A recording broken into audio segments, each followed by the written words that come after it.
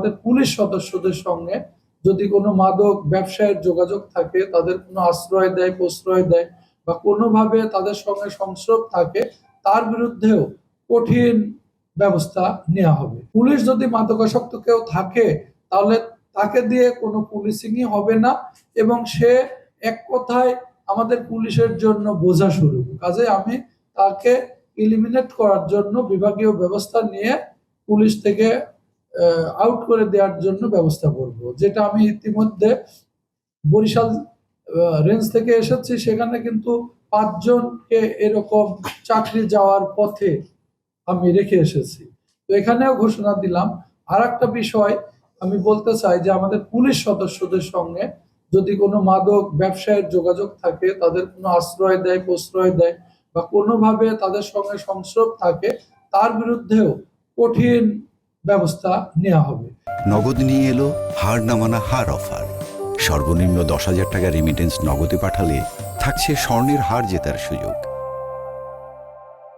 কারণ আগে আমাদের সদস্যদের প্রতি আমার দৃষ্টি থাকবে, তাহলে তো পরবর্তী আমি দেখতে পারবো।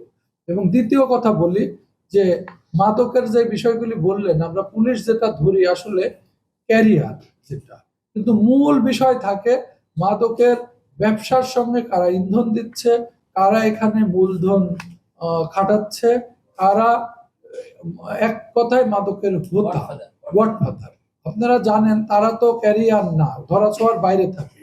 এজন্য আমরা বাংলাদেশ পুলিশের পক্ষ থেকে উদ্যোগ নিয়েছি যে এইরকম গডফাদার যারা থাকে তাদের চিহ্নিত করে তাদের কাছ থেকে মাদক না পাওয়া গেলেও আমরা আমাদের সিআইডিতে একটা অর্থের উৎস সংক্রান্ত মামলা থাকে, যেটা মাদকের থেকে অর্জিত অর্থ যদি প্রমাণ পাওয়া যায় তাহলেও কিন্তু তার বিরুদ্ধে ব্যবস্থা নেওয়া যায়। আমরা এই পথে এগুচ্ছি যাতে গডফাদারদের নির্মূল করা যায়। আমি এসপি আমাদের যশোরকে আহ্বান জানাবো এরকম লিস্ট করে আমার মাধ্যমে উপরে পাঠাবেন, আমরা এটা দেখব।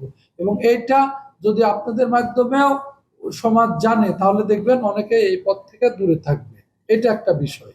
সেকেন্ড, আর একটা বিষয় আমি মনে করি মাদক দ্রব্য নিয়ন্ত্রণ অধিদপ্তর যারা এই কাজই তাদের একমাত্র ম্যান্ডেট, তাদেরকেও সোচ্চার হইতে হবে, তাদেরকে নিয়েও আমাদের এগোতে হবে।